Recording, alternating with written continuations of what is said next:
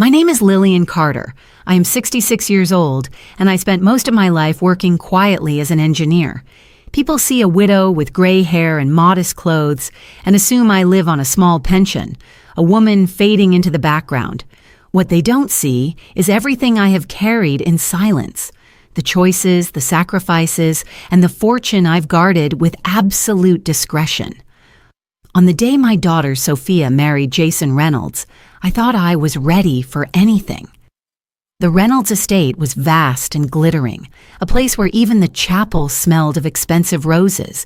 Guests whispered about designer gowns, the imported orchestra, the ice sculptures that looked like something out of a royal gala. I chose a simple navy dress and my grandmother's pearls. I didn't want to compete. I wanted only to stand with dignity as Sophia began her new life. Then came the moment that still rings in my ears. Jason, my brand new son-in-law, led me toward his family with a smug grin. "This is the old pig we tolerate," he announced loudly enough for every table nearby to hear. The laughter that followed was sharp, cruel, and it pierced me in a way that years of hardship never had. I felt the heat rise to my face, but I kept my eyes steady, refusing to give them the satisfaction of watching me crumble. The laughter died when Gregory Reynolds, Jason's father, finally looked up from his glass of champagne. His face went pale. His hand trembled as he set the flute down. He stared at me as though he had seen a ghost. "Wait," he whispered, his voice cutting through the air like a knife. "Aren't you the secret CEO who bought my $100 million company? You're the new CEO who signed my consulting contract. You're my boss."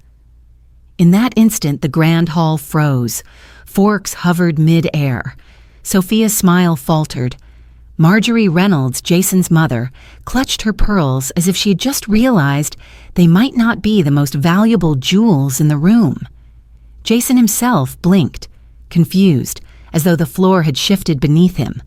I stood perfectly still, letting the silence stretch. For years I had lived as though invisible, but Gregory's words dragged me into the light. Every eye was on me. The old pig was suddenly the woman who held the future of their empire in her hands. Before I take you deeper into how that single moment unraveled secrets 15 years in the making, I'd like to ask something of you. If you're hearing my story today, let me know by leaving a note about where you are listening from. It helps me see how far the truth can travel. And if this story resonates, a simple gesture like sharing or subscribing allows more people to hear how even in silence, strength can grow louder than humiliation. Because what began with a cruel laugh at a wedding would soon turn into a reckoning no one in that glittering room could have imagined.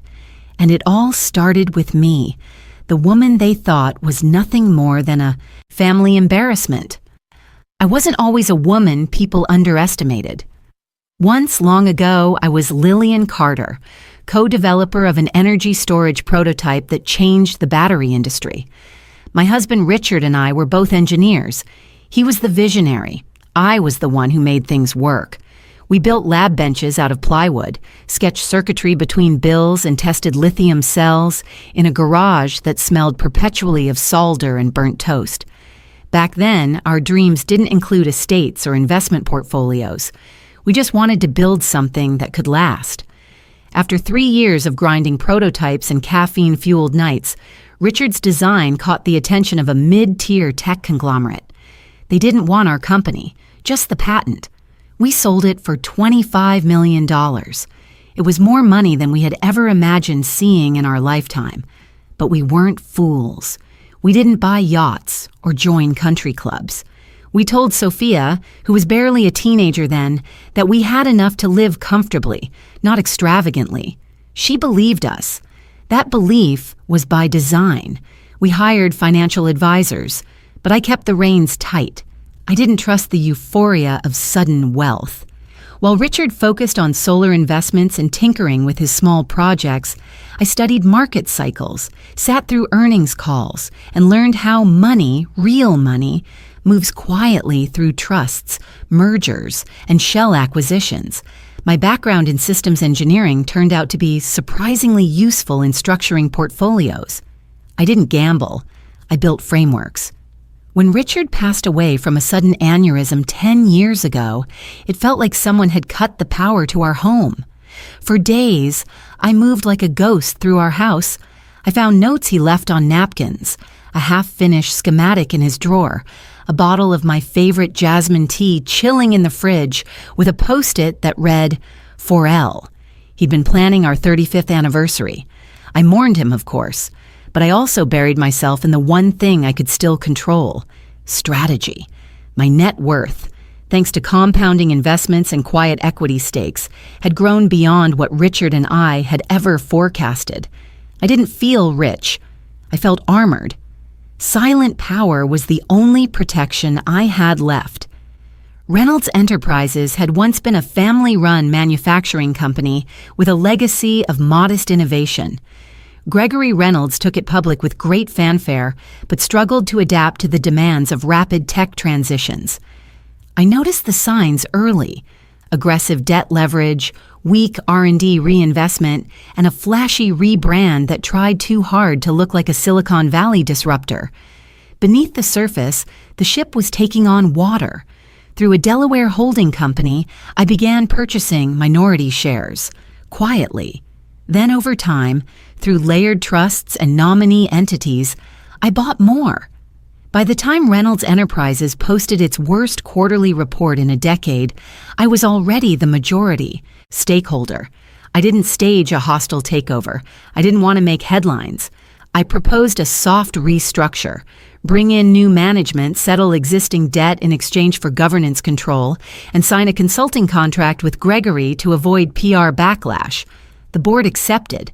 Gregory stayed on in a reduced advisory role, and no one, not the media, not the shareholders, not even Gregory, knew the name of the woman behind the curtain. My attorneys had executed the anonymity flawlessly. I kept it that way on purpose, not for vanity, for safety. Power draws attention, and attention invites chaos. I wasn't interested in proving anything to the world. I only wanted to ensure that the company I now controlled could stabilize and thrive. And I wanted to prove to myself that I could do it, without Richard, without applause. Sophia had no idea. I maintained the same life she'd always known. Small home, modest car, weekend phone calls. She worked in marketing, lived in a nice apartment, and occasionally called for recipes or advice about stubborn sink drains. I let her believe I was quietly surviving on the remnants of her father's legacy. That was easier, cleaner, less complicated. Then she met Jason Reynolds. I knew the Reynolds name, of course. I read the quarterly board reports. I saw Jason's name listed as Director of Brand Partnerships after completing some high-priced MBA. From the beginning, something about him struck me as curated, too polished, too performative. But Sophia glowed when she mentioned him. I didn't interfere. When she brought him to dinner, he spoke confidently about market synergies and upward trajectories. He treated me with the sort of politeness reserved for restaurant staff. Surface level, practiced. I saw through it. I said little. When they announced their engagement, I offered a contribution. Sophia insisted Jason's family had everything covered. I didn't push. It wasn't my day. I would attend, wear my pearls, and bless them with grace. That was the plan. What I hadn't anticipated was that Jason saw me as expendable. An old prop in Sophia's life story, a disposable chapter he could mock for sport. I didn't expect the cruelty to be so public, so deliberate, and I certainly didn't expect Gregory, his father, to be the one to shatter that illusion with a single stunned whisper. I had hidden my identity for years, but sometimes the past steps into the light without warning. In that moment when Gregory saw me for who I truly was, not just a mother-in-law in a navy dress, but the woman who now held the contracts and the consequences, I realized something important. There is power in silence. But sometimes, silence must give way to presence. Because Jason Reynolds had no idea who I was, but he was about to find out. 2 days after the wedding, I received a handwritten note tucked into an unmarked envelope. The handwriting was familiar. Neat, old-fashioned, the kind you don't see often anymore. It simply read, "Lillian, if you can spare an hour, I'd like to speak with you privately. I believe I owe you that much, at the very least. Gregory Reynolds." No assistant, no embossed stationery, just a man who had seen something he couldn't unsee. I waited exactly 24 hours before responding.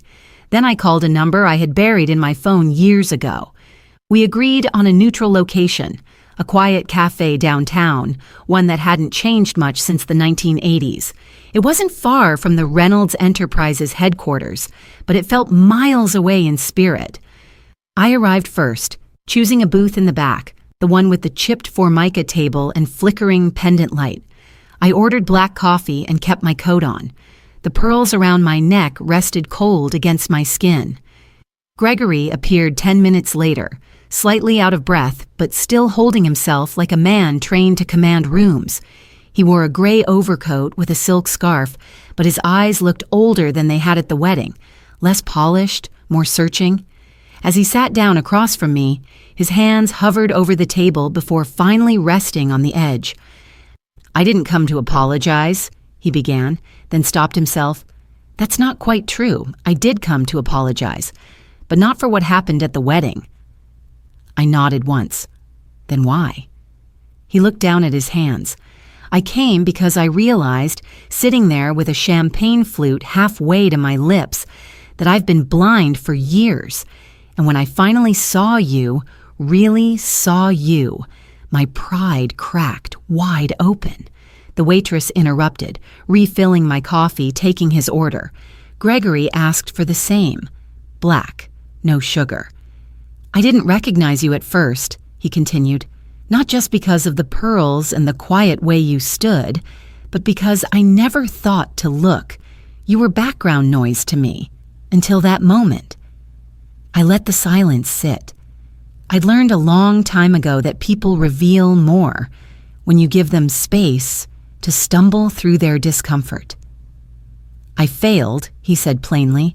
"I nearly bankrupted the company my grandfather built. I tried to dress it up as market volatility, innovation fatigue, you name it. But the truth was, I pushed too hard, too fast. I leveraged debt to cover the image of success, not its substance, and I ignored every signal that told me to stop." He sipped his coffee. His hand trembled slightly as he set it down. "When your entity came forward with a proposal, I was told very little. Just that a private holding group wanted to quietly restructure, pay off our commercial lines, and keep my advisory contract intact to maintain public confidence. I thought I was salvaging dignity, but it turns out I was being spared." I tilted my head. "You were spared because I don't believe in humiliating people when they're already on their knees." He exhaled hard, something between a laugh and a sigh. "Most people in your position would have taken the opportunity to parade it. You didn't. That speaks volumes." I let my fingers brush the side of the coffee cup, its warmth grounding me. "What I don't understand," he said softly, "is why you did it. Why you bought Reynolds Enterprises. Why not any other firm?" "I did it," I said, "because I saw something worth saving.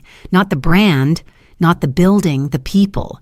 Your factory workers, your engineers, your logistics staff who were days from losing health coverage.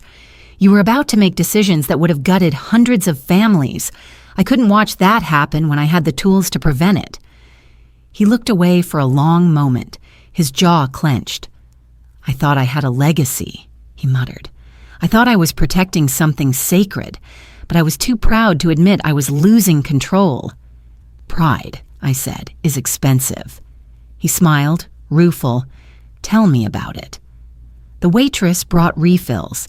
He didn't touch his second cup. I did. The bitterness was familiar, almost comforting.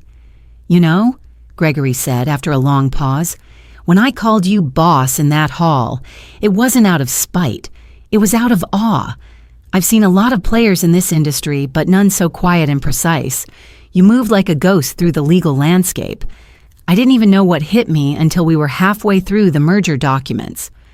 I didn't want applause. I wanted efficiency. Well, he said, pushing his cup slightly aside, you got both, even if the applause was delayed. Another silence settled between us, but this one was different, less tense, more contemplative. I assume Jason doesn't know, he said carefully, about your position, about the structure, about any of it. He didn't, I said, not until he chose to humiliate me in front of your family. That moment changed everything.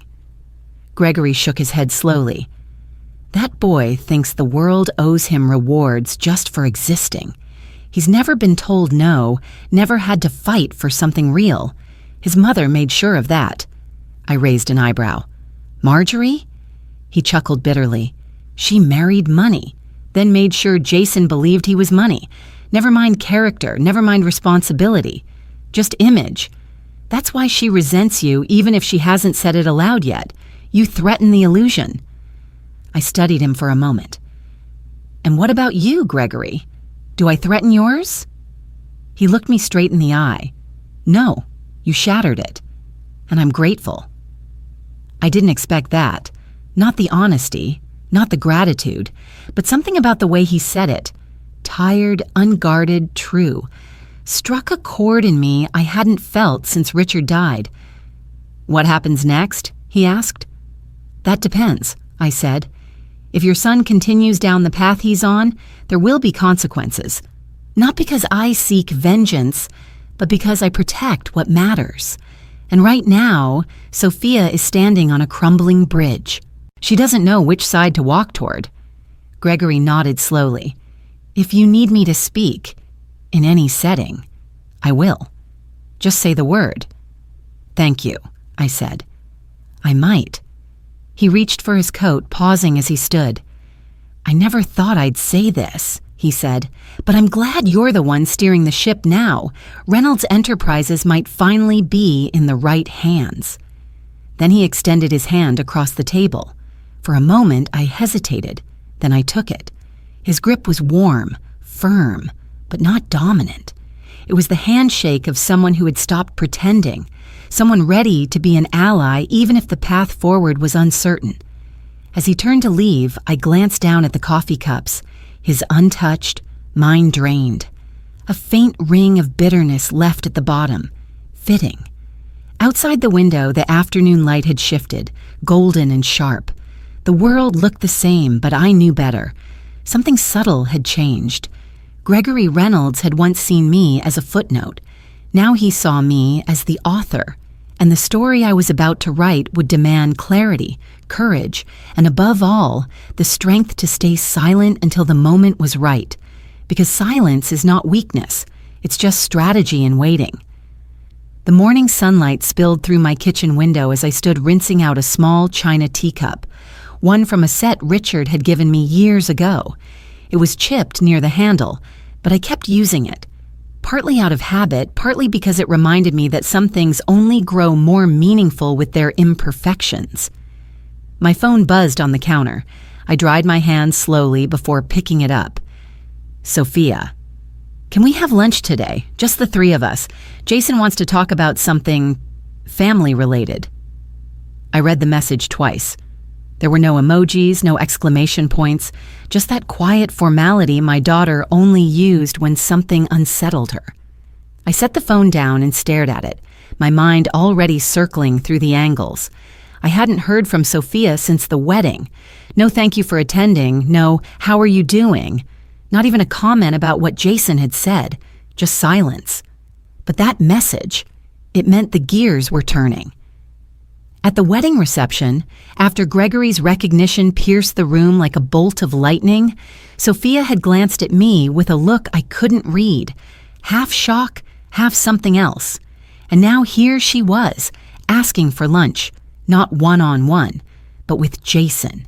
He was driving the agenda. I walked to the living room and sat by the window, nursing a fresh cup of bitter coffee. Outside, the street was quiet, the trees swaying lazily in the early spring breeze. But inside me, There was no peace. Jason had tasted something that night.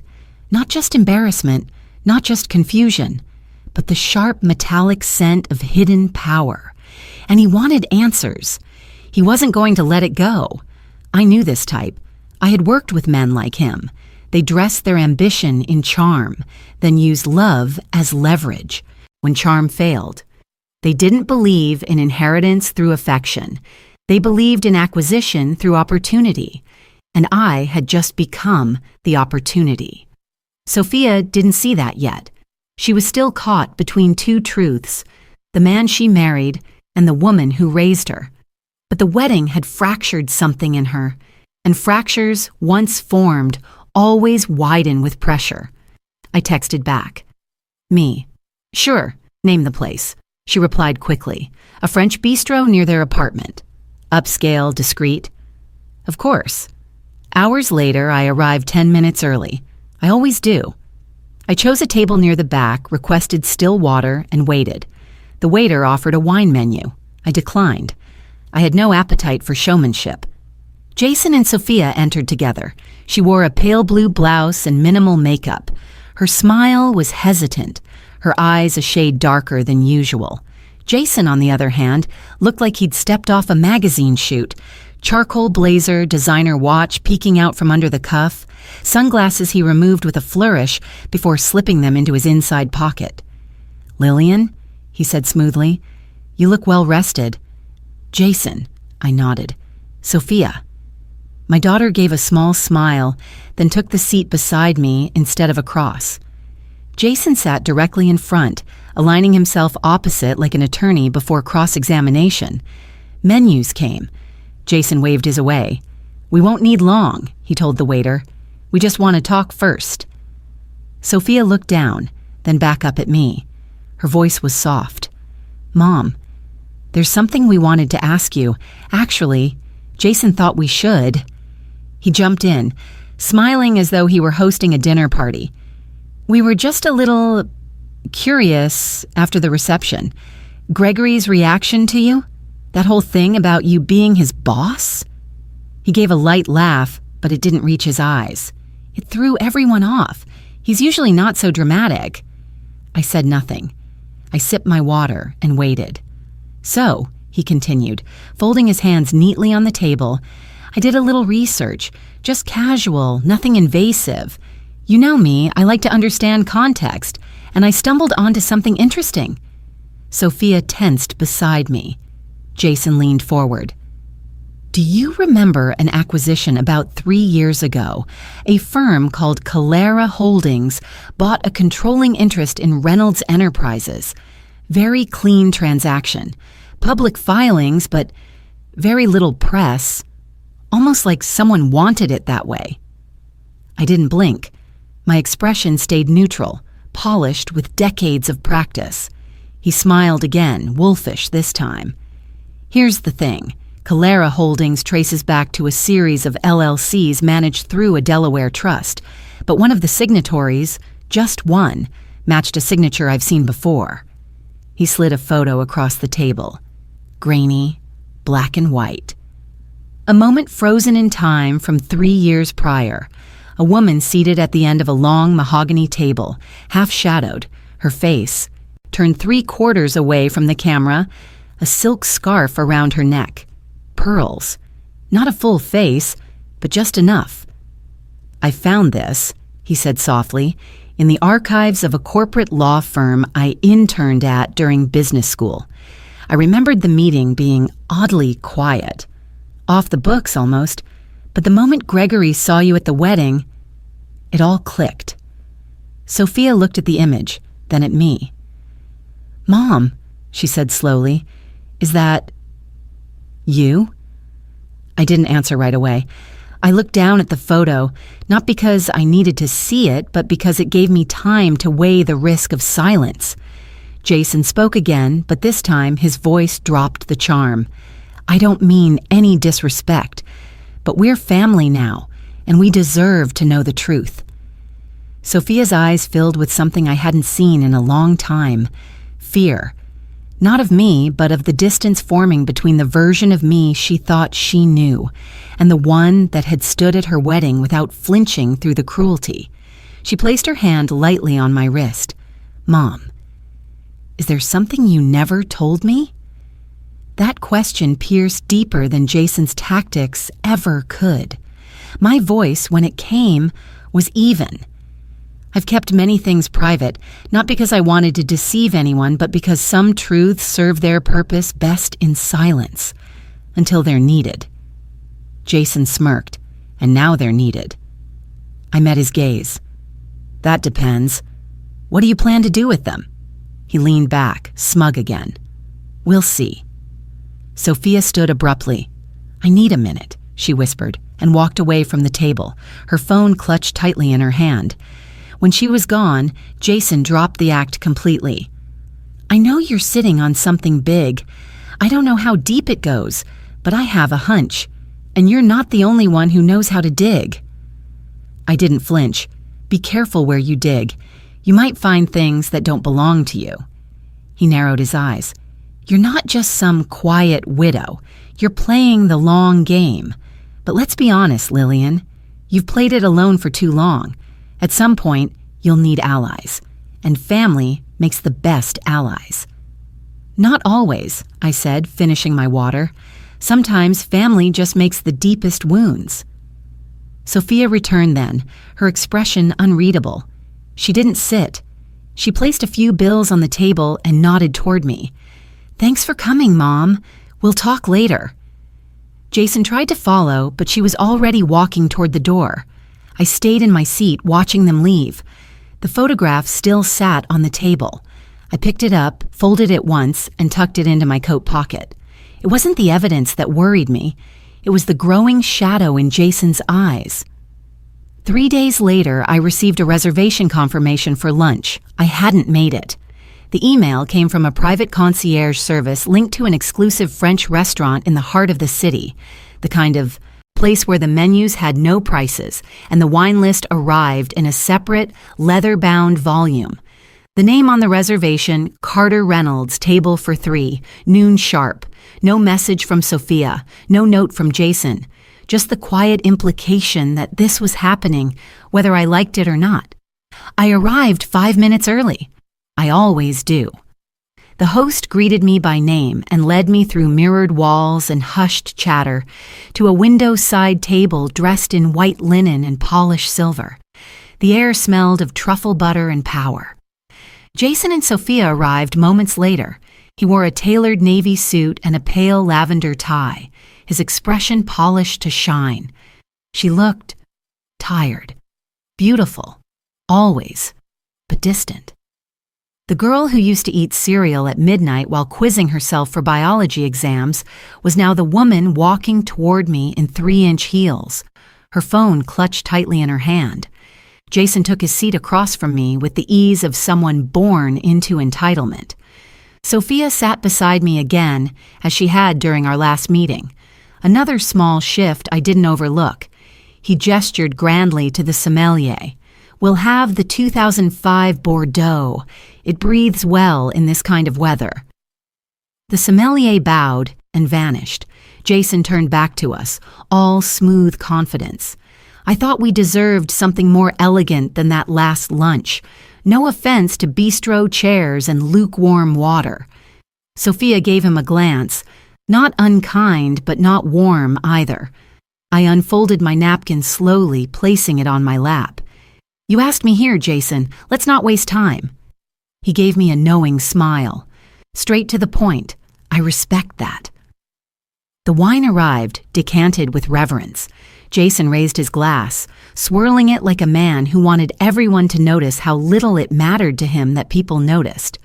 "To clarity," he said, "and to family?" Neither Sophia nor I lifted our glasses. Jason set his down without a flinch. "Fair enough." He reached into his jacket pocket and pulled out a sleek black folder, the kind real estate developers used in high-end presentations. "I wanted to share something," he said casually, placing the folder between us. "A kind of case study. I've been researching anonymous corporate acquisitions lately. Fascinating stuff. Shell companies, offshore structures, blind trusts. It's amazing how many billions move without names attached. Sophia shifted in her seat. Jason continued, flipping open the folder to reveal a stack of printouts and clipped pages. Here's one of my favorites. Calera Holdings. You're familiar, of course. They appeared out of nowhere about 5 years ago, started quietly acquiring distressed assets, one of which, curiously, was Reynolds Enterprises. He tapped the page. But what's really interesting is this one photo. I know you've seen it before, Lillian.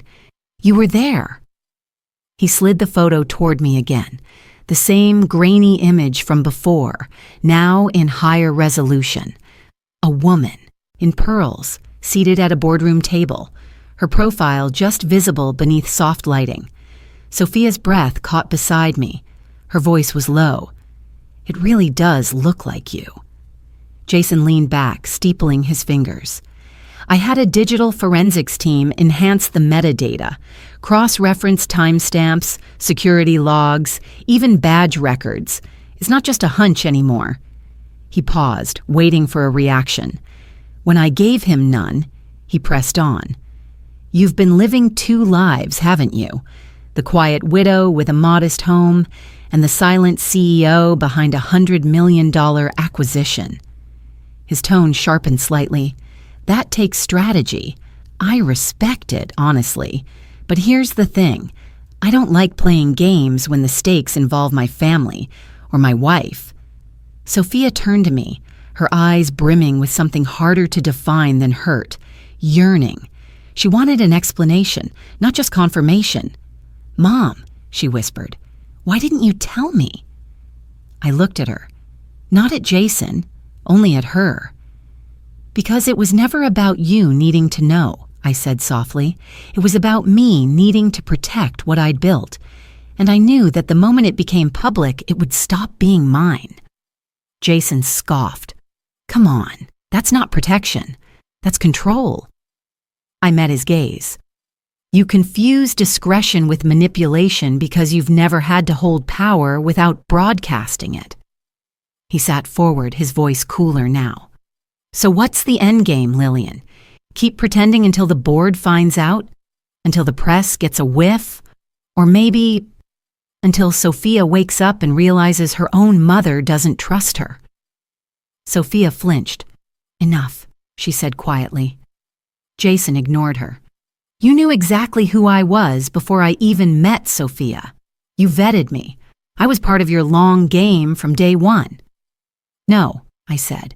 You were a variable I didn't account for. You came with charm and ambition, and Sophia believed in you. That was her choice. I respected it. His smile disappeared. But you didn't trust it. No, I said again, because trust must be earned, and you were always performing. The waiter appeared to take our orders. No one opened a menu. Jason waved him away. The silence that followed wasn't comfortable. Finally, Jason said, I could go public with this. You could, I agreed, and if you did, Reynolds stock would wobble for a week, stabilize, and then rise when the board realizes the woman behind the curtain has already saved them once.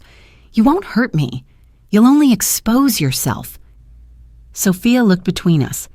Is this what it's going to be now? Power plays and buried secrets? Jason turned to her, voice softening. I'm trying to protect us. Don't you see that? She looked at me again. Is it true, Mom? All of it? I nodded. Tears didn't fall. Her voice didn't break. But something shifted in her posture, like a window had opened somewhere behind her. Eyes, and the cold air was finally reaching her skin. Jason leaned in again. You could have made things so much easier if you'd just told the truth from the beginning. I picked up my napkin and folded it neatly. And you could have made things kinder if you'd chosen decency over performance. Sophia stood slowly. I need to think. Jason rose to follow. Soph. She stopped him with a single look. I said I need to think. Then she turned and walked out of the restaurant, leaving the two of us in silence. Jason sat back down, his jaw tight. "You've made this very complicated." "No," I said, gathering my bag. "You did. The moment you turned curiosity into a power grab." He didn't reply. He just stared at the wine glass, now half empty, the deep red liquid catching the light like a warning. I left him there, surrounded by silence and glass and the ghosts of conversations he thought he could control. Outside, the sun had turned, slanting the light across the pavement in long, sharp lines. Sophia was nowhere in sight, but I knew the distance had begun. The same evening I returned from that lunch, I unlocked the small drawer in my study that I hadn't touched in over a year. Inside was a phone, not my everyday mobile, but a secured line used only for one thing: strategy. I pressed one number. It rang once. Then, "It's James. I think we need to meet," I said, "tonight." He didn't ask questions. He never did. That's why I trusted him. We met in the back room of a private club downtown, one that served no alcohol and kept no membership lists. I arrived first, as usual, and was ushered past the bookcases and oil paintings to a corner suite with heavy drapes and a single flickering lamp. James entered 5 minutes later, trench coat dusted from the night's drizzle, silver at his temples glinting under the light. "Something's changed," he said as he closed the door behind him. "Yes," I replied. "Jason's getting reckless." He sat down across from me, opened his leather case, and pulled out a thin laptop. "How bad?" "He's dug into the acquisition," I said. "He connected me to Calera Holdings. He's brought photos. He's done metadata forensics." James gave a low whistle. "He's not stupid." "No," I said. "He's dangerous." He nodded slowly. "All right. Then it's time we stop giving him the benefit of underestimation." He opened a spreadsheet on the screen and turned it toward me. "I ran a secondary due diligence sweep on the Reynolds family when Jason first entered Sophia's life. I kept it shallow, per your instruction, but I've expanded it since the wedding. You'll want to see this." I leaned forward, eyes scanning the screen. At first glance, it looked like a basic asset map: trusts, real estate, luxury purchases. But then James highlighted a column labeled leverage exposure. "They're carrying debt?" I asked. He nodded. "More than they let on. Gregory paid off a substantial portion with the deal, but Jason has opened 2 lines of credit in his own name over the past year. One against a property in Aspen, the other against projected income from Sophia's future equity." "Future equity?" I repeated. "Projected inheritance. He's using her last name to secure liquidity." My hand tightened around the edge of the table. James clicked another tab. "And then there's this. His recent legal activity. He's retained 2 firms. One of them specializes in prenup challenges and trust restructuring. The other, investigative services. Quiet but thorough." "So he's preparing for a worst-case scenario," I murmured. "He's preparing to extract value if needed," James corrected. The words chilled me, not because they were shocking, but because they were expected. I sat back in my chair. "What's his exposure if we go public?" James shook his head. "Minimal. He's not officially tied to anything. Your anonymity was airtight, until now." "And if he leaks it?" James paused. "Then we preempt him." I raised an eyebrow. "You've always preferred silence," he said, "but the game has changed. He's pushing toward public pressure, press leaks, board whispers, perhaps even regulatory sniffing around." I closed my eyes for a moment. Images flickered. Sophia's face at the wedding, then again at lunch, her confusion, her fear. "Then we shift," I said. "We build a counter-narrative, not loud, just enough to take the teeth out of whatever bite he's planning." James nodded, already typing. I'll prep a version of the holding summary that shows compliance with full corporate governance. No need to admit anything, just enough to suggest transparency. If Jason pushes this to the board, they'll see what we show them first. Good. He glanced up at me. There's more. I waited. He pulled out a folder and slid it across the table. His PI made 2 requests this week to Delaware's corporate registry. Both flagged. One got close, too close. Our paralegal intercepted a metadata trail we missed in a shareholder transfer PDF. It's been scrubbed, but it was a narrow call. I opened the folder and saw the offending file. My initials, barely visible, embedded in a line of revision notes from 2 years ago. A ghost in the code. How did this get past us? I asked quietly. Human error, James said. Junior staff. It's fixed now, but the moment proves something. Jason's willing to push beyond etiquette. I nodded slowly. Then it's time we stop assuming he'll play by the rules. James closed his laptop. What's our next move? We put him under the microscope, I said. Everything. His holdings, his debts, his conversations. If he's using Sophia's name to leverage deals, I want to see the contracts. If he's hiring investigators, I want to hire the ones. Watching them. You want surveillance? I want confirmation. I want patterns. I want proof that when he acts, it's for self-preservation, not love. James gave me a long look. This will change things between you and Sophia. They've already changed, I replied. We sat in silence for a few minutes, the lamp casting soft shadows on the paneled walls. Then James spoke again. He wants something. Of course he does, I said.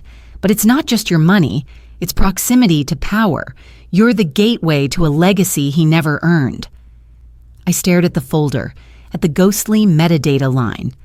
I felt something settle in my chest, not grief, not even anger, but a kind of precision, a decision made not with emotion, but with clarity. Then I'll remind him, I said, that the gateway can shut just as quietly as it opened. James gave a slow smile.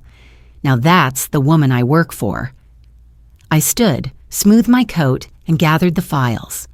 As I opened the door to leave, I paused. Seal everything, I said, and make sure the next time someone comes looking, they find exactly what we want them to. Outside, the city hummed under the weight of twilight. Cars moved in tidy rows, windows glowed with curated lives, and somewhere in an expensive apartment not far from here, Jason Reynolds believed he was 2 steps ahead. But I had built my fortune not by racing, but by watching, waiting, knowing the terrain better than the players. Let him investigate me. He wouldn't be the first. He just didn't know. I investigate back. I've always believed that the most dangerous threats don't announce themselves.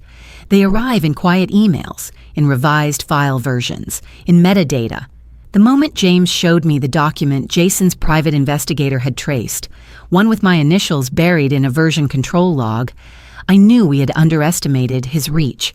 He wasn't relying on charm anymore.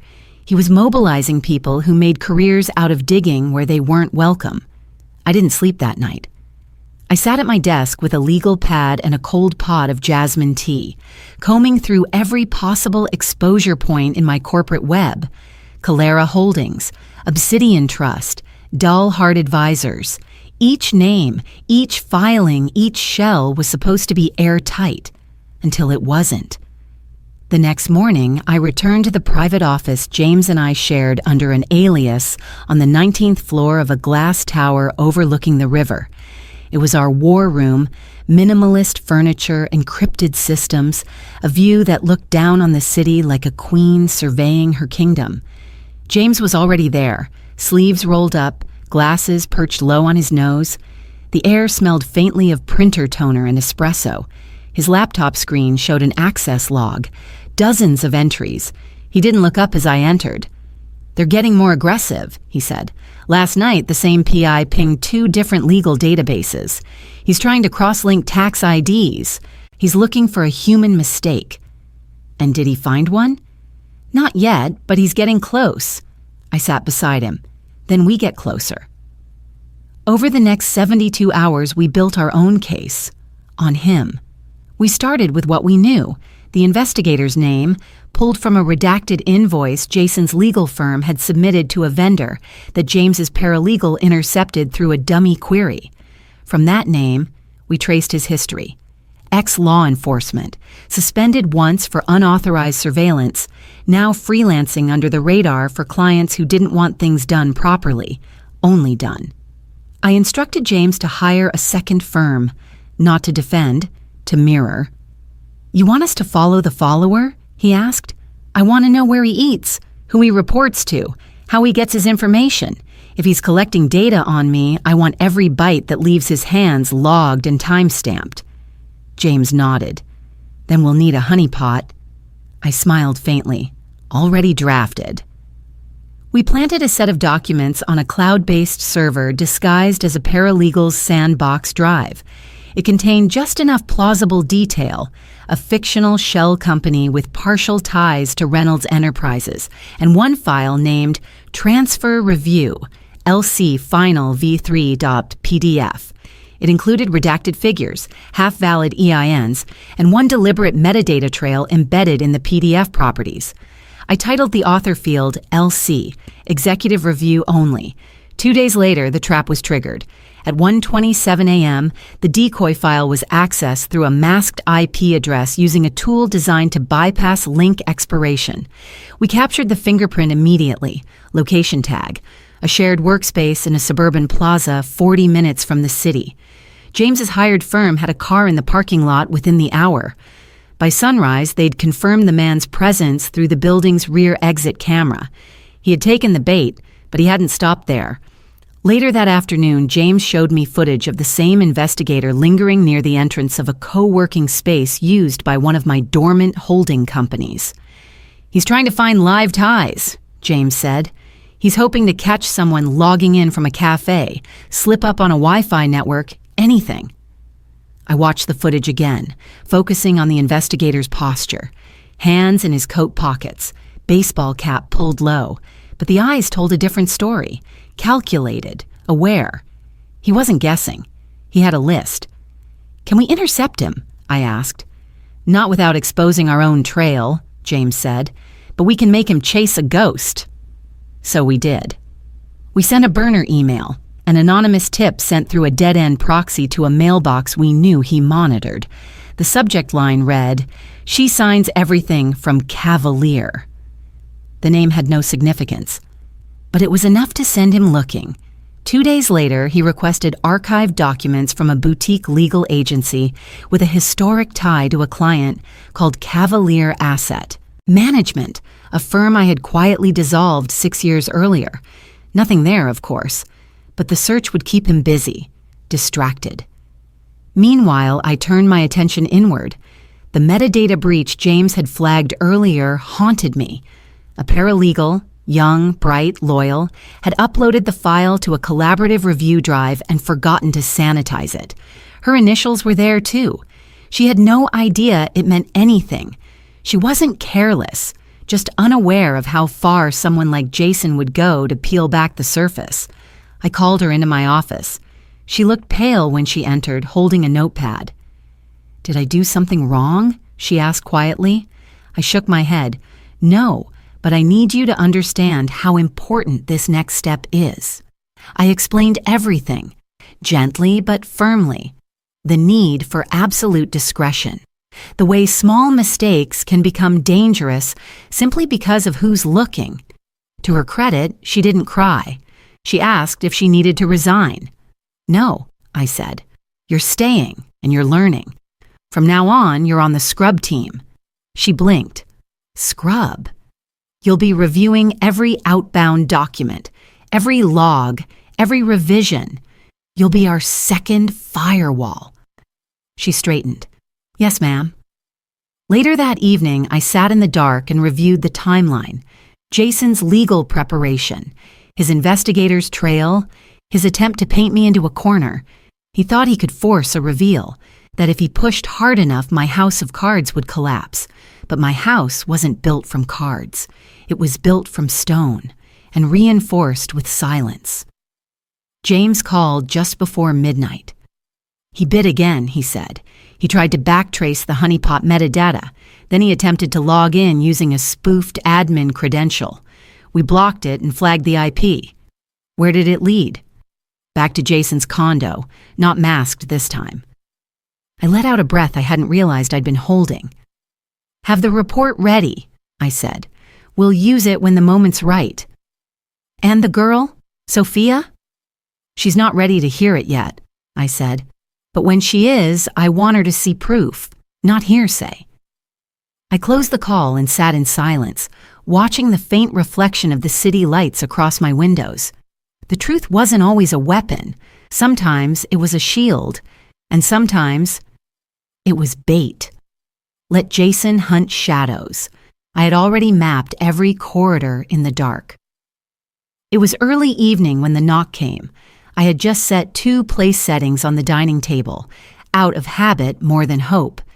The air in the house smelled of lemon and rosemary from the candle I'd lit in the hallway, a small rebellion against the tension I knew was coming. When I opened the door, Jason was standing there with Sophia beside him. He held a leather briefcase, wore his second-best suit, and smiled as though he were about to pitch a merger. Sophia's smile didn't reach her eyes.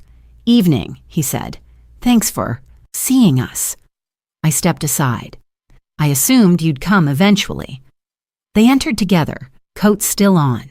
Sophia looked around the living room like it was a museum exhibit she hadn't visited in years.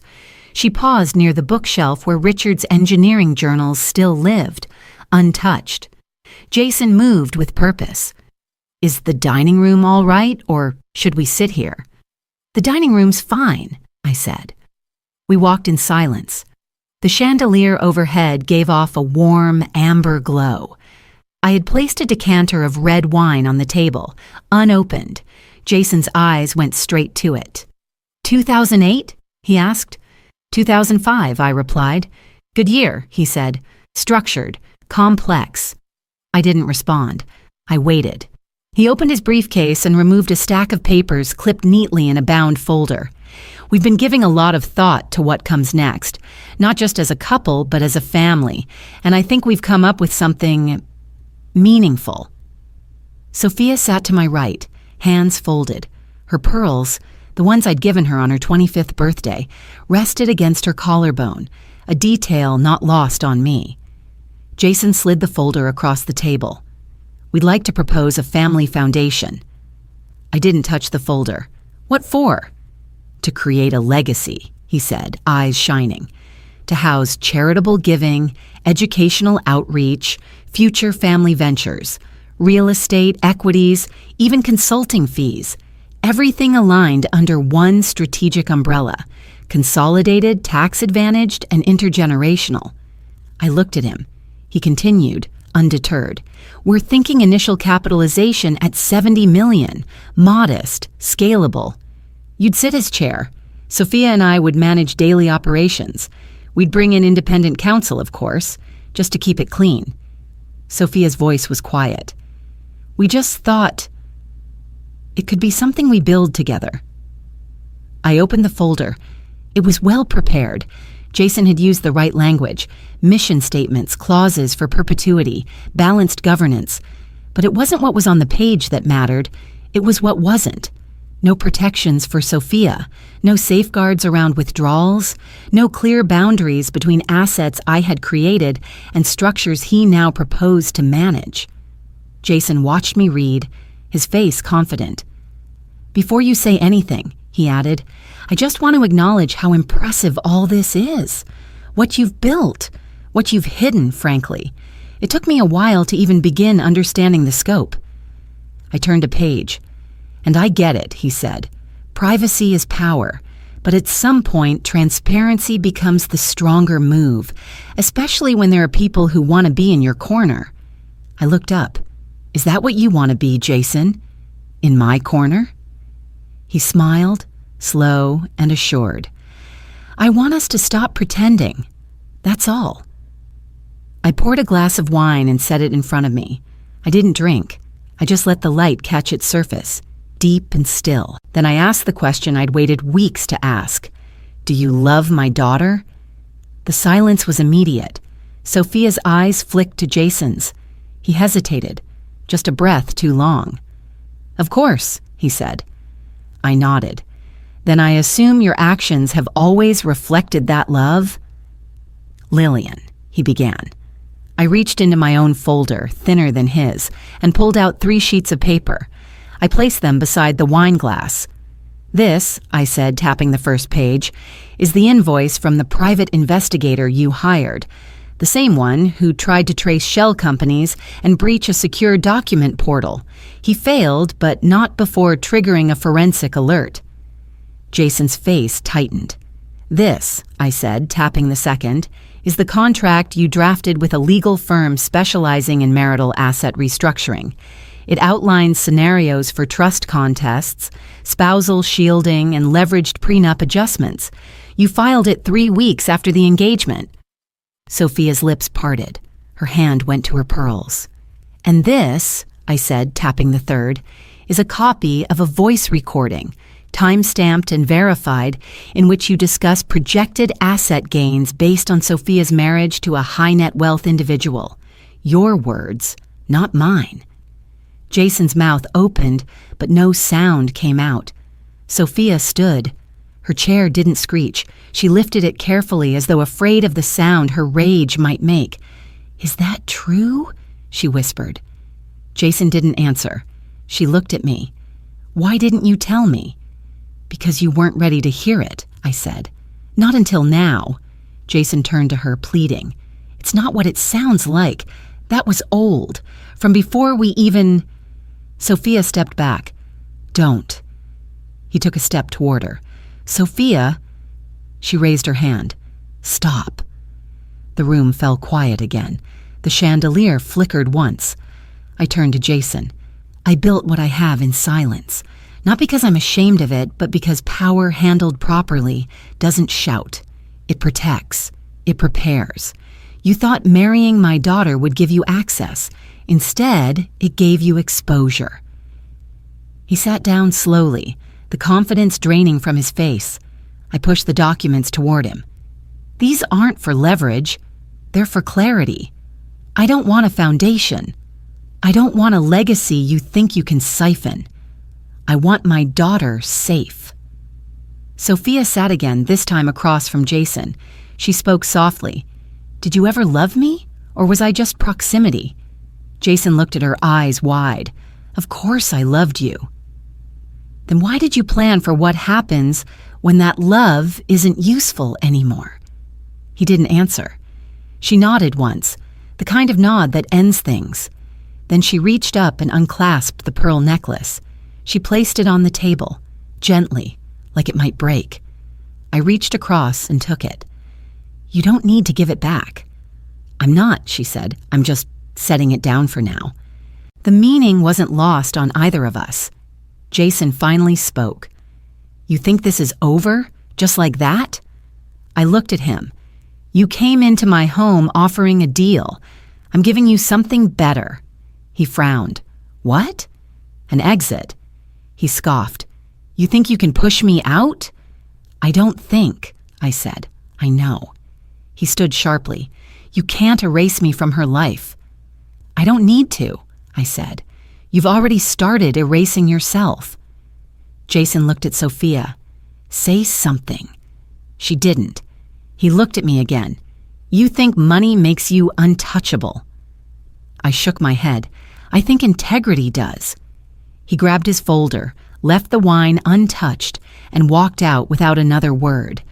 The door clicked shut behind him like punctuation. Sophia sat in silence. I poured her a glass of water. She didn't drink it. Just stared at the ripples from the ice melting slowly. "I should have seen it," she said. "You did," I replied. "You just didn't want to name it." Tears welled in her eyes, but she didn't let them fall.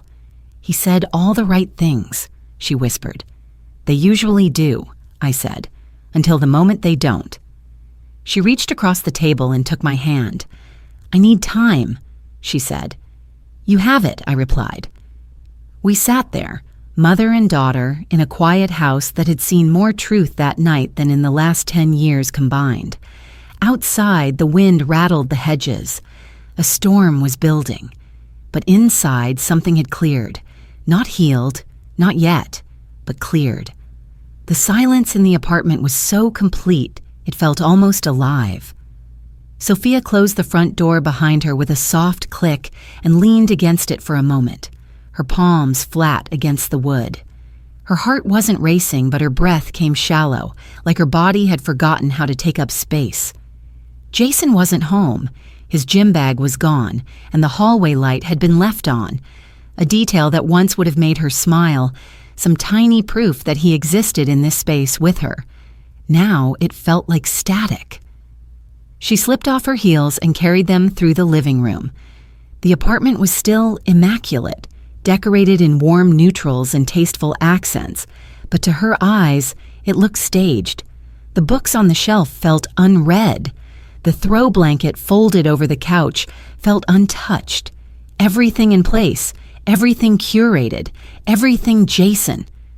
She walked into the bedroom and opened the top drawer of her nightstand. Inside was a small wooden box with a brass clasp. She had kept it for years, moving it from apartment to apartment, never quite sure why. Now she set it gently on the bed and sat beside it. Her fingers lingered on the clasp before she opened it. Inside were fragments, a photo of her and Jason from their engagement party. He was laughing, one hand resting lightly on her waist, the other holding a glass of champagne. Her face in the picture looked younger somehow, brighter, less filtered. She set, the photo aside. Beneath it were old concert stubs, a letter from college, a pressed flower from a vacation in Vermont. And then, wrapped in tissue paper, the item she hadn't thought about in years, a string of pearls, not the ones she wore now. These were older, smaller, imperfect. Her mother had given them to her when she turned 18. "These are yours now," Lillian had said. "Not because they're valuable, but because they've lasted. Every scratch, every pressure they held." At the time, Sophia hadn't understood the weight of that sentence. Now she did. She picked up the necklace and held it to the light. The pearls were uneven, their surfaces slightly dull from time and use, but they were still beautiful, still whole. She laid them in her lap and stared at them until her vision blurred. On the nightstand, her phone buzzed. She didn't look. She knew it would be Jason. He hadn't followed her out of her mother's house. He had left without fighting, something that surprised her more than if he had shouted. Jason didn't retreat unless he was regrouping, and regrouping meant calculation. She finally reached for the phone. 3 missed calls, 2 texts. Jason. "Can we talk?" Jason. "Please don't let her turn you against me." She didn't respond. Instead, she opened a blank text to her mother. She typed, "You were right," then deleted it. She tried again. "He used me." Deleted that too. After 3 more failed drafts, she set the phone down, turned it face down, and stood. The weight in her chest was thick, but familiar now.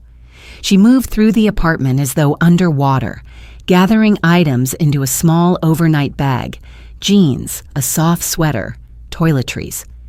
She paused at the bookshelf and pulled down a photo of her and Richard, her father, standing in front of the old family car when she was 10. He had his arm around her, grease on his shirt. Her hair was in braids. She had looked so happy then, holding a plastic trophy from a school science fair. Her father had died before Jason ever entered the picture. Sometimes she wondered how differently things might have turned out if he had lived just a few years longer. Would he have seen through Jason in a way she hadn't? Or would she have dismissed his concerns too? She placed the photo in the bag. In the kitchen, she poured herself a glass of water and stared at the sleek marble countertop. Jason had picked the finish. "Warm but expensive," he'd said. Everything had to signal something, even their love. That was the part she couldn't stop replaying. How blind she had been to the performance. She had mistaken consistency for sincerity, thought thoughtful gestures meant deep feeling. But Jason's love had come with invisible terms.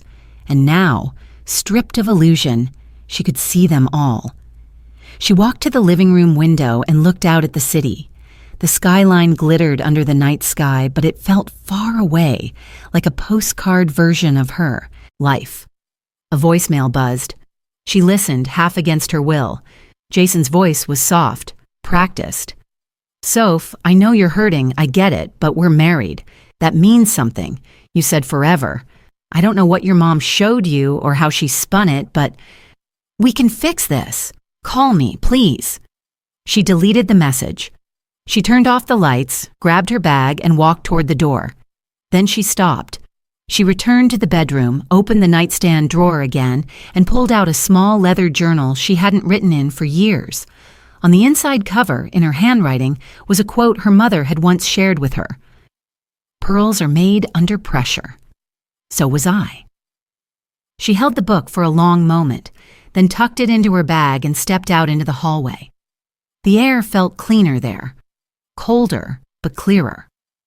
She took the elevator down, bypassed the concierge desk, and stepped into the night. She didn't know where she would go yet. A hotel, maybe? Maybe not. But she knew one thing. She would not go back upstairs. Not to Jason, not to the lie, and not to the version of herself that had believed silence was the same as safety. Tonight she had heard too much to ever unhear it. Tomorrow she would go see her mother, and for once she would ask to hear the full story, not just the parts that were easy. The first call came at 7:12 a.m., just as I was stepping into the kitchen. James never called that early unless something had shifted overnight. The tone of his voice told me what I needed to know before he said a word. "SEC inquiries," he said. "Informal for now, but they're sniffing." I stirred my coffee, black and strong, and let the bitterness settle on my tongue before I replied. "Triggered by?" "Blog chatter," he said. "A mid-tier financial gossip column posted a blind item late last night. It didn't name names, but it all but described Reynolds Enterprises, the anonymous acquisition, the suspicious female executive figure pulling strings behind the curtain. Jason." "Very likely," James said, "or someone he nudged." I didn't ask how he knew. James always knew. And the timing? He didn't hesitate. Deliberate. They're creating noise, hoping the board panics, hoping you'll step into the light to clear it. I walked to the window and looked out over the garden. The trees were still wet from last night's storm. The wind was calmer now, but the branches still trembled. "And if I don't?" I asked. "Then they'll keep escalating." I nodded. "Let them." I ended the call and sat down at the table, coffee in hand, heart steady. They wanted to flush me out, make me scramble. But they were still playing the game like it was chess. I was already thinking in terms of weather patterns. By mid-morning, the ripple had reached my daughter. Sophia stood on my front porch, hair tied back, coat unbuttoned, a file folder clutched to her chest like a shield. I opened the door without a word. We sat at the same dining table where Jason had once tried to sell me on a family foundation, just days earlier. The memory felt like years ago. "I got served," she said, "this morning." I waited. "It's not divorce," she clarified. "It's a legal separation filed by Jason." My breath caught. Not from surprise, but from recognition. This was his real play. Sophia placed the folder on the table and opened it. The documents were clean, professional, cold. "Asset protection," she said. "The filing claims he's concerned about legal exposure due to undisclosed holdings within the marital ecosystem." I traced the words on the page with my eyes. They were dressed up in legalese, but the message was simple. Jason was trying to shield himself. He knew the house of cards was shaking, and now he wanted distance, to protect what little he could before it all fell in on him. "Did you know this was coming?" she asked. I looked at her, and for once I didn't hold back. "I suspected. After what I showed you. This was the only move left to him." Sophia blinked. "So he's not trying to protect me?" "No," I said. "He's trying to protect himself from the fallout of using you." She closed the folder and leaned back, her expression unreadable. I feel like I married a shadow, she whispered. He was never really there. I said nothing. She wasn't looking for comfort. She was naming a truth out loud for the first time, and it needed to echo. She stared down at the table. Do you know what he said when I asked him why? I shook my head. He said, it's not personal, it's just precaution. The words sat between us, sour and still. Do you want to fight it? I asked. She looked up. Legally? No, emotionally. She hesitated. I don't know. That's okay, I said. You don't have to decide today. Sophia ran her thumb along the edge of the folder. How did you survive it? She asked quietly. All those years, all that secrecy, all that distance. I looked at her for a long time before answering. By remembering who I was before anyone needed me to be something else. She nodded slowly. And if I don't remember? You will, I said. You're stronger than you think. She stood then, uncertain, then leaned in and kissed the top of my head. Thank you, she said. For what? For never saying, I told you so. When she left, I stayed at the table a while, listening to the silence that followed. Later that afternoon, James called again. Jason's lawyers have floated a backdoor offer to the board, he said. They're implying instability at the top, confidential murmurs, anonymous letters. They want to force a vote. They want to force panic.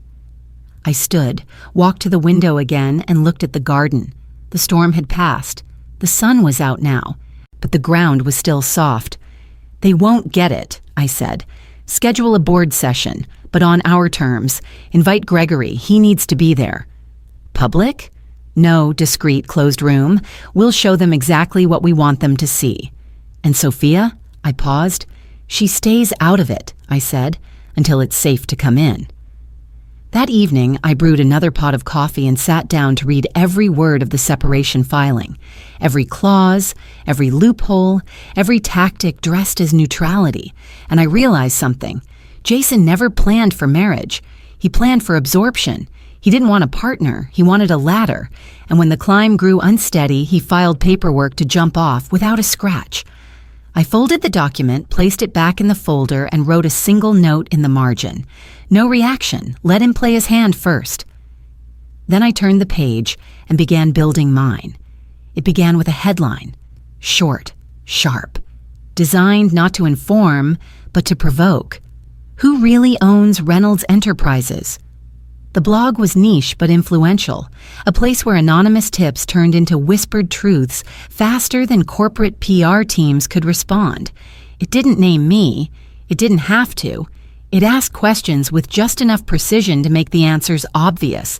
Anonymous sources, unconfirmed documents, phrases like female financial ghost and Shell chairwoman, speculative, vague, but also intentional.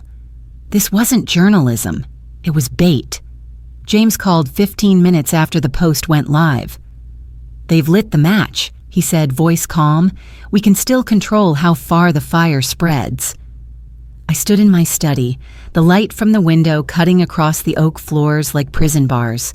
On the desk in front of me, the blog post glowed on my screen, lines of conjecture and innuendo scrolling beneath my fingertips. Reynolds board? I asked. No official response, James said, but they've seen it. The chairman forwarded it to his internal counsel. He used the phrase, regrettable ambiguity. They'll want answers, I said.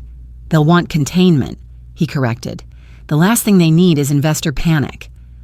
I closed the browser and turned from the desk. Call a meeting, I said. In person, discreet, just the board.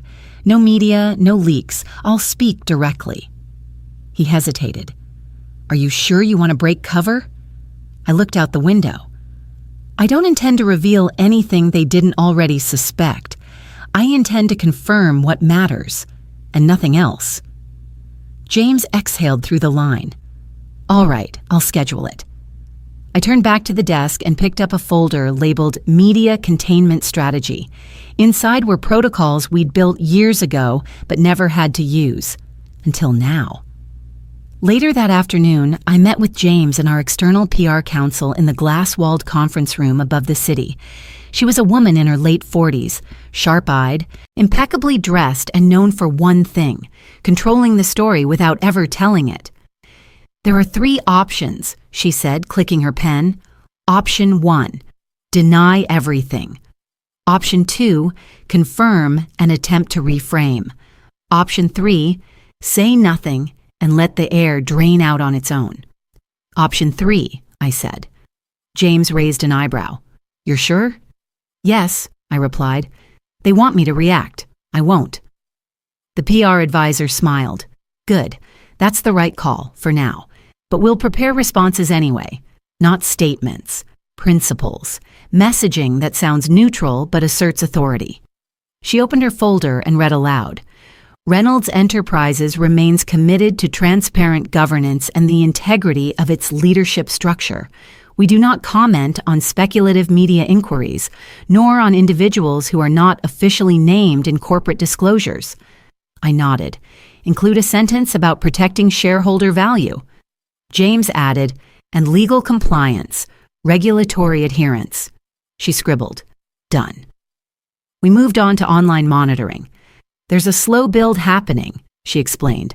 "Comments on investor forums, Reddit threads, 2 TikToks already speculating that some female billionaire is hiding behind shell companies like a financial Batman.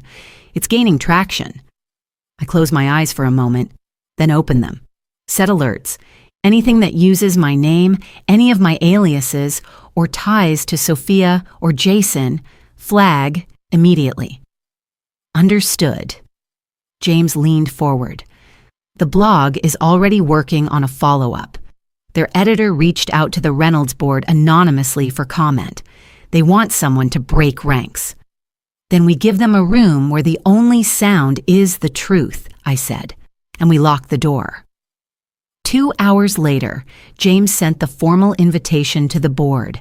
A private session, closed door, invitation only, agenda, review of strategic leadership disclosures and operational confidentiality policies. The wording was mine, neutral, undeniable, purposefully dry. 3 board members confirmed within 10 minutes. Gregory Reynolds confirmed last. The meeting was scheduled for Friday at 9:00 a.m. That night, I sat in my kitchen sipping hot tea, watching the condensation climb the window. Sophia hadn't called. I didn't blame her. She was rebuilding her own scaffolding now, trying to figure out where the past ended and the future began. The next morning, I watched as the blog posted again. This time, the headline was louder. "Is Reynolds being run by a ghost?" And then, "Multiple sources confirm a high-level female executive has been orchestrating Reynolds acquisitions from behind a wall of trusts and LLCs. Who is she, and what is she hiding?" The PR team responded with silence. We issued no comment, but James sent a quiet note to the board. "Please remember, silence is not weakness, it is structure, and we are in control of the room." The night before the board meeting, I sat with James in our downtown office going over the briefing packet. Each board member would receive a controlled document outlining our ownership structure, executive performance metrics, legal compliance documentation. A short statement signed by Gregory Reynolds affirming his ongoing consulting role and confidence in the company's strategic evolution. "This doesn't reveal you," James said, "but it confirms stability. That's all they want." I nodded. Good. Then I turned to a final page, a personal memo I had written and sealed, addressed to the board chair. James saw it and paused.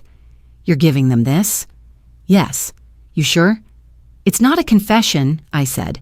"It's a reminder that the company is stable not despite its silence, but because of it." He didn't argue. Friday arrived like fog, slow and heavy. I walked into the boardroom just before 9. The table gleamed under the pendant lights, leather chairs, water glasses aligned like soldiers.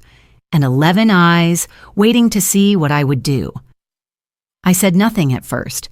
I simply opened my binder, passed out the briefing packets, and let the silence grow roots. Gregory sat at the far end. He met my eyes and gave a subtle nod. The board chair cleared his throat. "We appreciate your presence." I nodded. "I'll be brief." I opened my file. What's been written about this company is designed to unsettle, not because the company is unstable, but because it is no longer controllable by the same players who once steered it into near ruin. No one moved. I continued.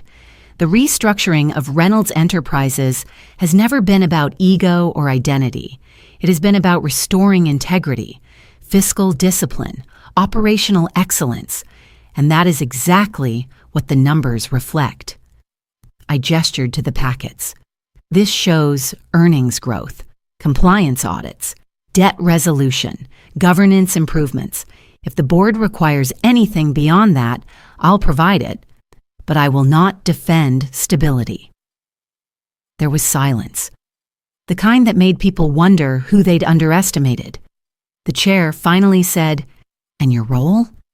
"Operational oversight," I replied, "through appropriate channels, with appropriate discretion." Gregory spoke then. "I can confirm," he said calmly, "that the company's turnaround was not accidental. It was the result of deliberate, disciplined leadership. Leadership I have advised and benefited from. Leadership I respect." That landed. The meeting ended 37 minutes later. No votes were called. No challenges were made. I walked out without looking back. As I reached the elevator, James caught up to me. "You just closed the door on Jason's strategy." "Not with anger," I said, "with clarity." He smiled. "What now?" "Now," I said, "we give him one last choice." And I turned to face the day. The conference room on the 43rd floor of the Reynolds building had been renovated since the restructuring. New glass walls, soundproofed, a custom walnut table that seated 12, though rarely more than 8, ever occupied it. 2 screens, 1 muted television feed, and recessed lights that gave everything the faint glow of a courtroom. At 9 a.m. sharp, I stepped into the room with James beside me. I wore a navy suit and no pearls, just a silver pin in the shape of a compass, Richard's last anniversary gift. The room was already half full. The board chair sat at the head, scrolling through his tablet. Gregory Reynolds sat 3 seats down, wearing a dark gray suit and no tie. He nodded once as I entered.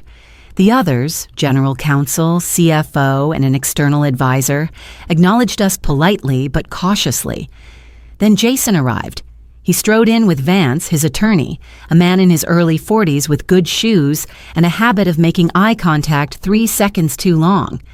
Jason's hair was perfectly styled, his posture easy. But I noticed it. The slight twitch in his left hand, the way he adjusted his cuffs too often. He was masking nerves. Good. Sophia arrived last. Alone.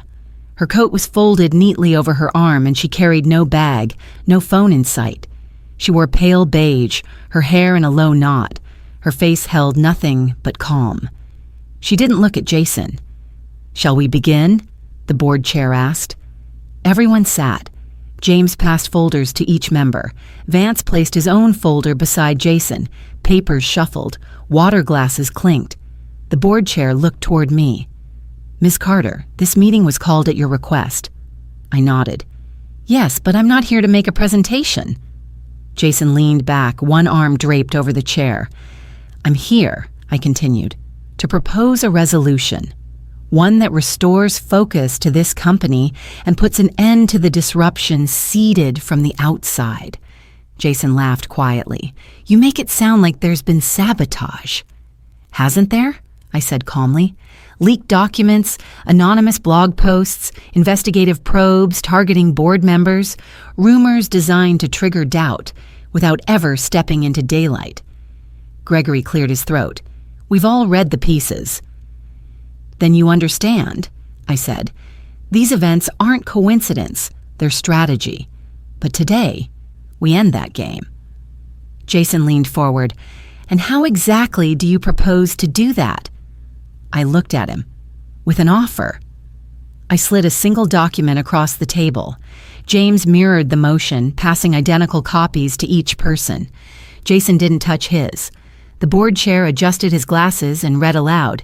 In exchange for a one-time payout of $5 million, the undersigned, Jason Reynolds, agrees to fully and permanently sever any and all business, legal, and personal claims to assets, trusts, foundations, or decision-making bodies affiliated with Reynolds Enterprises or its controlling entities. Additionally, the undersigned agrees to cease all communication and legal action toward Sophia Carter and Lillian Carter, effective immediately and in perpetuity. Silence. Vance reached for the document slowly, eyes scanning it. This is unusually direct. Not at all, James said. It's clean, efficient, and very generous. Jason scoffed. Generous? Yes, I replied, because if we pursue every breach of privacy, contract interference, even defamation, $5 million would look like pocket change compared to what we could seek in damages. Sophia hadn't moved. Jason turned to her. You're okay with this? She met his gaze. Yes. He blinked. No anger? He asked. No betrayal? I already felt those, she said. Now I feel done. Vance leaned toward Jason. We should discuss this privately, I interjected. Take your time, but understand, this offer has a shelf life. Jason looked at me. You can't force me to sign this. I'm not forcing anything, I said. But if you walk out without signing, the next document you'll receive will be a civil complaint. The board chair spoke again. Let's be clear, is this a personal matter or a corporate one? Gregory answered before I could. It's both. He stood slowly, every eye on him. This company nearly died under my leadership, he said. It was saved by a new structure, a new philosophy, and yes, by a new leader, one who preferred discretion over ego. That leader now asks for a simple resolution to a distraction we can all feel. He looked directly at Jason. Sign it. Walk away with your pride and your payout. Jason stood. You want me to disappear? No, Sophia said. I want you to stop pretending. He turned to her. Pretending what? That you ever loved me for me, she said. His mouth opened, but nothing came. Don't bother, she added. I know what love looks like now. It doesn't come with projections and prenups. It doesn't show up in a spreadsheet. Jason turned back to Vance. This is blackmail. It's business, James replied, which you seem to respect. Jason looked around the room, at the board, at Gregory, at Sophia, at me. No one spoke in his defense. He reached for the pen, then stopped. One condition, he said. I want it acknowledged, formally, that I was never under investigation, never at fault, never accused. I nodded. Add a sentence to the final agreement. No wrongdoing is implied by any party. James scribbled. Done. Jason signed. Vance followed. Sophia didn't look away. He turned to her one last time. You were supposed to be my future. I was, she said, until you tried to rewrite my past. He left without shaking anyone's hand. The door clicked shut behind him. The board chair exhaled. Well, Gregory raised his glass. To stability. No one toasted, but no one argued. 20 minutes later, the room was empty. Only Sophia and I remained. She stood by the window, staring down at the city. I don't know who I am anymore, she said. You're the same, I said, but with clearer eyes. She turned to me. Was it worth it? All the secrets? I considered the question, then, not all of them, but some protected more than they hurt. She nodded. I think I understand now. I walked to her, reached into my bag, and held something out. The pearls. She stared at them. I'm not ready, she said. You will be, I replied. She took them. Not to wear, just to hold. And that was enough. For now. It was raining the day Sophia signed the divorce papers. Not the heavy kind of rain that floods roads and causes traffic delays, but the quiet kind, gentle, persistent, as though the sky itself was exhaling. She didn't cry. Not in the office, not in the elevator, not in the Uber that took her home. She only stared out the window, watching the water slide down the glass like it was rinsing away everything that had come before. The silence in her apartment was deeper than usual. She walked through it slowly, pausing in each room. The closet was already half empty. Jason had moved out weeks earlier. His suits, his cufflinks, the bottle of cologne she'd once bought him, gone. Even the wine fridge was unplugged. What remained felt hollow but clean. She changed into soft cotton pajamas and made a cup of herbal tea. Then, without turning on the television, she opened the bottom drawer of her nightstand. Inside was the pearl necklace. She hadn't worn it since the boardroom meeting, hadn't even touched it. But now she took it out, ran her fingers over each smooth bead, and then, for the first time, fastened it around her neck. The next morning, she met me at the cafe across from the botanical garden. I had arrived early, as always, and was nursing a bitter black coffee. She noticed and gave me a quiet smile. "Still punishing yourself with that?" she asked. "Some habits remind me I'm alive," I said. We sat in silence for a moment, then she reached across the table and placed a small manila envelope in front of me. "It's done." I nodded. "How do you feel?" "Not angry," she said, "just relieved, like I've stopped pretending I'm someone I'm not." "That's more than most people ever reach," I replied. She sipped her tea and looked out the window. "I keep thinking about the wedding, about what he said, and how you stood there. I should have defended you." "You weren't ready," I said gently, "and I didn't need defending." "Yes, you did. You just never asked for it." I smiled, not because it was funny, but because it was true. "Do you hate him?" she asked. "No," I said, "but I'm finished giving him space in my life, and now so are you." She looked down at her cup. "So, what happens next?" I opened my purse and slid a brochure across the table. It was crisp, freshly printed with a subtle embossed title, The Richard Fund, Engineering Scholarships for Women Returning to the Workforce. She stared at it. "I used your father's name," I explained, "because people still listen to men's names in certain industries. But make no mistake, it's built in your name too, in mine, in what we survived." Her eyes welled, but she blinked them clear. "It's beautiful. It's yours," I said. "If you want it?" "You're giving it to me?" "I'm asking you to co-direct it, to choose the applicants, to give second chances to women who didn't follow a straight path." She took a deep breath. "Yes, I want that."